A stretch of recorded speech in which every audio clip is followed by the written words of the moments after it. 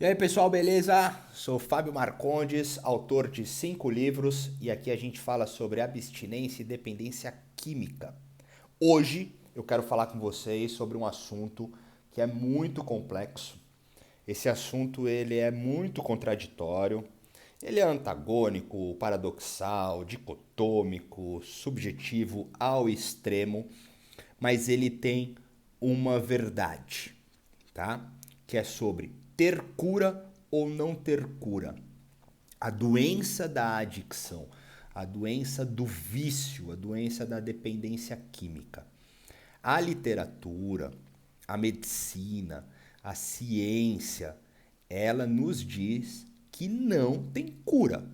Se a gente pega então a questão fisiológica, biológica, química, todas as questões reais, substanciais, palpáveis, as exatas, ela diz que não tem cura. Então, somente aí a gente já encerra o assunto. Mas ele é muito complexo, ele é muito questionado, ele sempre está em evidência, porque existem pessoas que dizem existir cura. Então a ideia aqui com essa conversa que a gente vai ter é entender o que é ter cura ou não ter cura.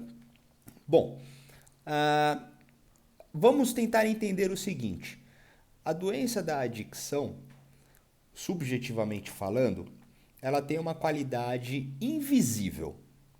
Por que eu digo invisível? Pois ela atua no ser de forma invisível, onde todos os meus defeitos de caráter, entre aspas, egocêntrico, fazem com que eu, que tenha uma personalidade obsessiva e compulsiva, atue de forma viciada em qualquer coisa que me dê prazer e que me faça fugir da dor.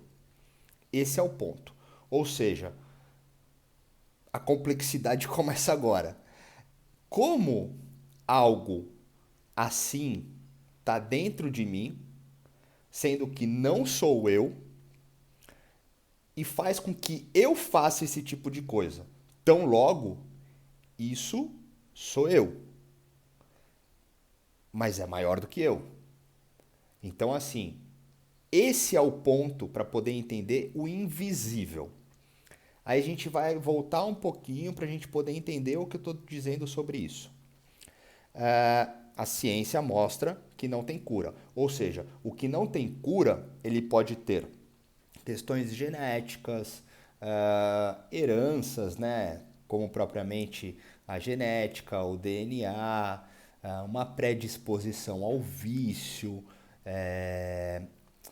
o ambiente familiar, as condições que a pessoa viveu, os seus vínculos sociais, a sua tendência a se viciar em alguma coisa, a sua maneira, o seu jeito de fugir das coisas ou buscar outros prazeres, substituições e etc.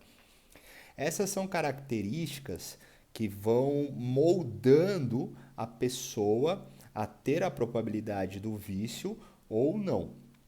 Mas existe, como eu falei no início e como eu estou linkando aqui o assunto, as questões fisiológicas, biológicas, químicas, as questões neurais mesmo, sabe? Não tem o que fazer. É um aspecto totalmente científico, neurológico. Não há como fugir disso. Isso está na literatura, isso está na ciência, isso está na medicina, isso é comprovado. Ok. E o que a gente faz então com todas essas outras partes invisíveis que me leva a fazer coisas que eu não quero, que me faz usar uma substância sem que eu queira? Isso é a doença. A gente coloca o nome de doença, que ela entraria nessa qualidade da obsessão e da compulsão, sendo algo maior do que eu. Então, para fazer sentido o que eu estou dizendo, e esse vídeo ele vai ser um pouco mais longo porque ele é muito complexo, esse é um assunto que sempre gera confusão e não teria como deixar ele resumido. Eu poderia resumir dizendo, não tem cura e ponto. A literatura está aí, a medicina está aí, a ciência está aí, vai estudar e foda-se.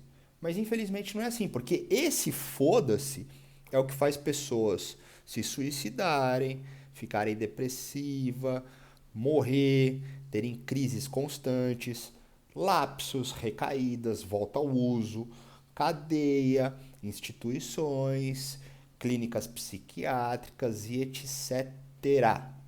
Então a gente tem que ter cuidado com esse assunto, porque ele é muito complexo e muito importante. As pessoas que eu acredito fazerem algo unicamente pelo bem e ingenuamente muitas vezes não conseguem se expressar de uma forma adequada, assertiva, limpa, coesa, confundem o que seria ter cura ou não ter cura. Pois, se eu estou tratando de algo invisível, esse invisível em mim seria eu mesmo ou algo, alguém, alguma coisa em mim? Então seria um espírito maligno? Seria obsessores? O que seria isso? Esse é o gancho para que linhas religiosas e espirituais vindas de alguém ou de alguma coisa digam: tem cura, pois nós tiramos aquilo que te fazia usar. E esse é um caminho que pode funcionar, ele pode ter um efeito positivo para a pessoa, desde que ela acredite absolutamente naquilo e dentro da subjetividade dela, dentro das crenças dela, isso converta em algo que seja produtivo, funcional, uma prática, uma disciplina, um condicionamento que vai fazer com que o comportamento dela seja então de cura, entre aspas, pois aquele invisível que era maior do que ela foi subtraído, foi abstraído, foi excluído, foi tirado por aquela pessoa, aquele local, aquela entidade, guia, espírito, Deus, que seja, e curou a pessoa, certo? Beleza.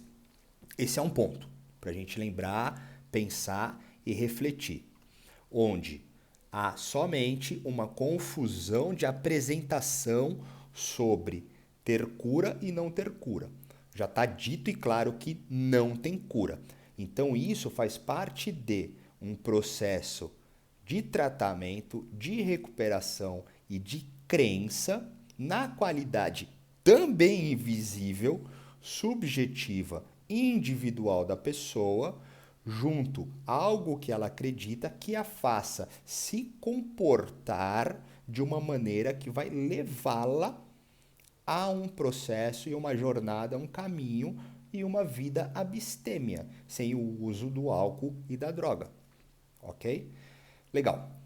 Aí existem outros pontos que estão na literatura, que estão na ciência, que estão passando por pesquisas científicas, que estão sendo estudadas sobre descobertas neurológicas, onde o processo de recompensa, que é o que faz com que o adicto, o viciado, o dependente químico, entre neste ciclo infinito de busca, onde ele foge da dor e busca o prazer, onde ele necessita ser recompensado sempre por qualquer ato que ele faça, em mecanismos, formas, implementações, ações que vão fazer e estimular esta parte neural para que então a pessoa não tenha mais aquilo.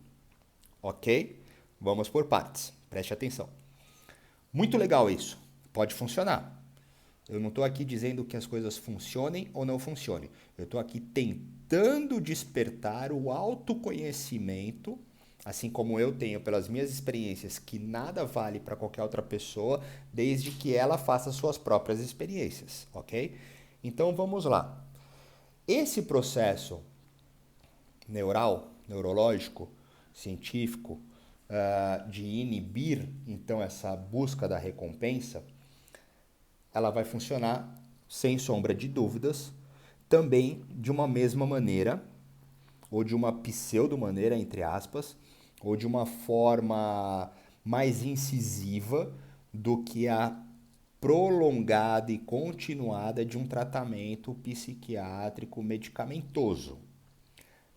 Eu não vou aprofundar nesse assunto, porque eu já falei sobre isso, até porque eu não tenho a notoriedade para poder falar sobre medicina, pois eu não sou um profissional da área médica e eu não vou entrar nesse detalhe.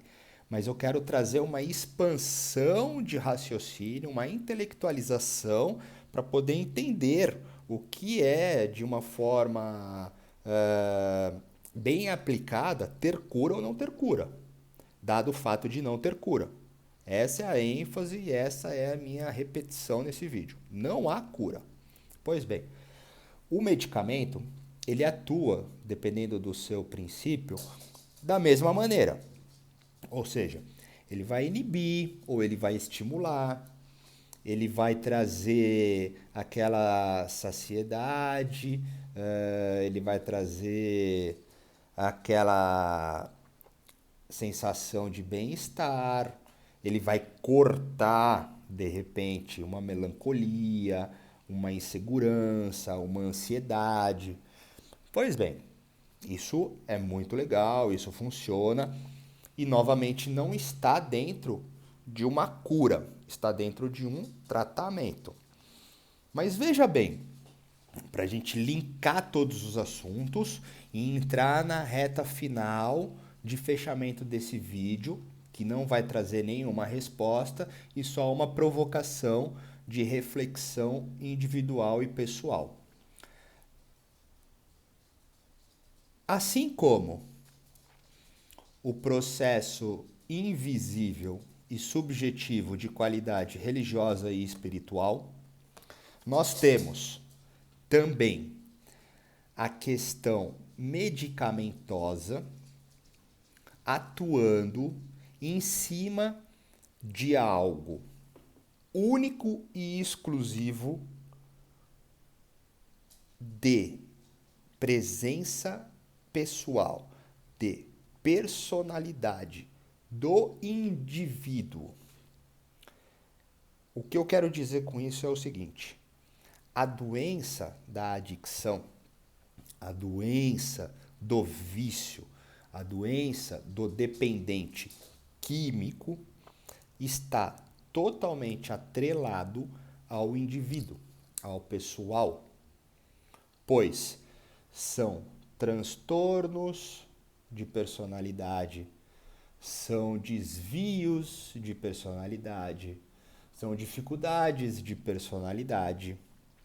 O uso do álcool e a droga, e aí a gente pode ampliar para todos os outros vícios, mas aqui eu estou falando de álcool e droga, ele está totalmente atrelado a algo totalmente pessoal, psicológico, emotivo e, por que não, espiritual. Pode ser espiritual também, não tem problema nenhum. Pode ser energético, pode ser quântico, pode ser espacial, qualquer nome deste invisível que agrade a pessoa de identificação própria.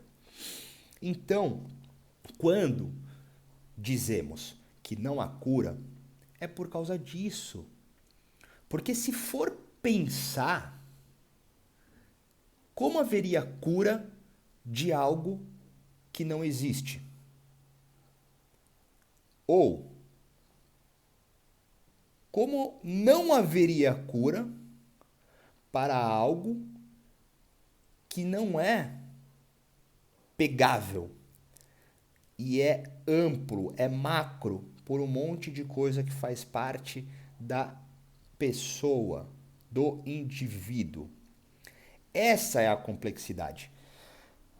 Mas dentro de tudo, a doença, como é o nome técnico, o nome de identificação, o título, ele está dentro de um tratamento, para a gente encerrar o vídeo e entender que não é o fato de não existir cura, por mais subjetivo que seja o nome e a característica da cura, existe tratamento, existe uma recuperação, recuperar a ação, existe um tratamento onde, com certeza, exercendo meios e maneiras, manejos, formas, condições que sejam de identificação pessoal para com o todo, essa pessoa vai encontrar uma maneira de viver, uma forma de viver completamente